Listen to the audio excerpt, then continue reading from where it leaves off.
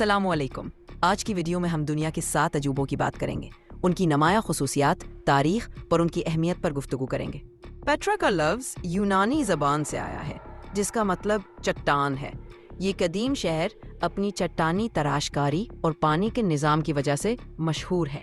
Petra جنوبی اردن کے پہاڑی علاقے میں واقع ہے، وادی موسیٰ کے قریب۔ یہ قدیم شہر سرخ چٹانوں میں تراشے گئے ڈھانچوں اور معماری کے شاہکاروں کی وجہ سے مشہور ہے۔ پیٹرا کی تاریخ بہت دلچسپ ہے۔ یہ شہر تقریباً 312 قبل مسیح میں نبطیوں نے قائم کیا تھا۔ نبطی ایک عرب قبیلہ تھا جو تجارت کے راستوں پر کنٹرول رکھتا تھا۔ پیٹرا اپنی شاندار عمارتوں، پانی کے نظام اور منفرد چٹانی تراشکاری کی وجہ سے مشہور تھا۔ وقت کے ساتھ یہ شہر زلزلوں اور تجارتی راستوں کی تبدیلی کی وجہ سے ویران ہو گیا، لیکن اس کی باقیات آج بھی دیکھنے والوں کو حیران کر دیتی ہیں۔ پیٹرا کی تعمیر میں نبطیوں نے پہاڑوں کو تراش کر شاندار عمارتیں بنائیں۔ انہوں نے سرخ چٹانوں میں رہائشی عمارتیں، معابد اور مقبرے تراشے۔ ان کی مہارت کی مثال الخزانہ کا گھر ہے جو ایک خوبصورت اور مشہور مقبرہ ہے۔ نبطیوں نے پانی کے پیچیدہ نظام بھی بنائے جس سے شہر کو پانی ملتا تھا۔ یہ سب کام انہوں نے تقریباً 312 قبل مسیح میں کیا۔ پیٹرا کی تعمیر کئی صدیوں تک جاری رہی۔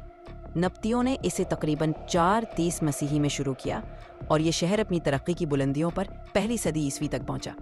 اس کے بعد بھی اس میں مزید تعمیرات ہوتی رہیں، تو مجموعی طور پر اسے مکمل ہونے میں تقریباً 200 سے 300 سال لگے۔ حال ہی میں اسے اچھی طرح محفوظ کیا گیا ہے، لیکن کچھ حصے اب بھی خستہ حال ہیں۔ پیٹرا جانے کا بہترین وقت بہار، مارچ سے مئی، اور خزاں ستمبر سے نومبر میں ہوتا ہے۔ ان مہینوں میں موسم خوشگوار ہوتا ہے اور گرمی زیادہ نہیں ہوتی، جس سے سیاحت کا مزہ دوبالا ہو جاتا ہے۔ ماچو پیچو کا مطلب پرانا پہاڑ ہے۔ یہ قدیم انکا شہر 15ویں صدی میں بنایا گیا تھا اور اونچے پہاڑوں کے درمیان واقع ہے۔ یہ انکا تہذیب کا ایک شاندار نمونہ ہے جسے 1911 میں دوبارہ دریافت کیا گیا تھا۔ ماچو پیچو کی تعمیر 15ویں صدی کے دوران انکا بادشاہ پاچاکوتی کے دور میں ہوئی۔ یہ شہر انکا تہذیب کی انجینئرنگ کا شاہکار مانا جاتا ہے، جس میں پتھروں کو کاٹ کر خوبصورتی سے ترتیب دیا گیا ہے۔ یہ شہر اینڈیز پہاڑوں میں واقع ہے اور اسے مذہبی اور رسوماتی اہمیت بھی حاصل تھی۔ ماچو پیچو کو 1911 میں ہیرام بنگھم نامی ماہر آثار قدیمہ نے دوبارہ دریافت کیا اور تب سے یہ دنیا بھر میں مشہور ہے۔ کرائسٹ دی ریڈیمر ایک مشہور مجسمہ ہے جو برازیل کے شہر ریو ڈی جنیرو میں واقع ہے۔ یہ 1931 میں مکمل ہوا اور یہ دنیا کے سب سے بڑے آرٹ ڈیکو مجسموں میں سے ایک ہے۔ یہ مجسمہ یسوع مسیح کو باہیں پھیلائے ہوئے دکھاتا ہے، جو امن اور خیر سگالی کی علامت ہے۔ کرائسٹ دی ریڈیمر کی تعمیر ایک مشترکہ کوشش تھی جس میں برازیلین انجینئر ہیٹر ڈی سلوا کوسٹا، فرینچ اسٹیچوسٹ پول لینڈاوسکی اور انجینئر البرٹ کیکو شامل تھے۔ یہ مجسمہ 1931 میں مکمل ہوا اور اسے تعمیر کرنے میں تقریباً 9 سال لگے۔ ہر سال لاکھوں سیاح کرائسٹ دی ریڈیمر کو دیکھنے کے لیے آتے ہیں۔ یہ ریو ڈی جنیرو کا ایک اہم سیاحتی مقام ہے اور دنیا بھر سے لوگ اس کا نظارہ کرنے آتے ہیں۔ چچن اٹزا ایک قدیم مایائی شہر ہے جو میکسیکو میں واقع ہے۔ اس کا نام چنچن چاہ یا کنوا اور اٹزا لوگوں کے نام سے، یعنی جس کا مطلب ہے اٹزا کے کنوؤں کا منبع۔ یہ مایا تہذیب کے اہم مراکز میں سے ایک تھا اور اپنی شاندار اہرامی ڈھانچے، خاص طور پر ایل کسٹیو کے لیے مشہور ہے۔ چچن اٹزا کی تعمیر تقریباً 600 عیسوی میں شروع ہوئی اور یہ 1200 عیسوی کے آس پاس اپنے عروج پر تھی۔ یہ مایا تہذیب کا ایک اہم مرکز تھا اور اس میں کئی شاندار عمارتیں، اہرام اور رصدگاہیں شامل ہیں۔ ایل کسٹیو یا ککلکن کا اہرام سب سے مشہور ہے جو سورج کے ساتھ خاص طریقے سے منسلک ہے۔ آج کل چچن اٹزا ایک اہم سیاحتی مقام ہے اور یونیسکو کے عالمی ثقافتی ورثہ کی فہرست میں شامل ہے۔ یہ بہت اچھی طرح محفوظ ہے اور ہر سال لاکھوں سیاح اسے دیکھنے آتے ہیں۔ کولوسیوم روم، اٹلی میں واقع ایک قدیم رومی ایمفی تھیٹر ہے۔ یہ 70 سے 80 عیسوی کے دوران تعمیر ہوا اور یہ دنیا کے سب سے بڑے ایمفی تھیٹرز میں سے ایک ہے۔ اس کی تعمیر کا مقصد گلیڈیٹر کے مقابلے، عوامی تفریحات اور مختلف تقریبات کا انعقاد تھا۔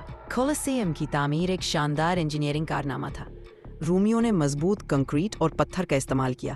انہوں نے ایک پیچیدہ محرابی ڈھانچہ بنایا جو نہ صرف مضبوط تھا بلکہ تیز رفتاری سے تعمیر بھی کیا جا سکا۔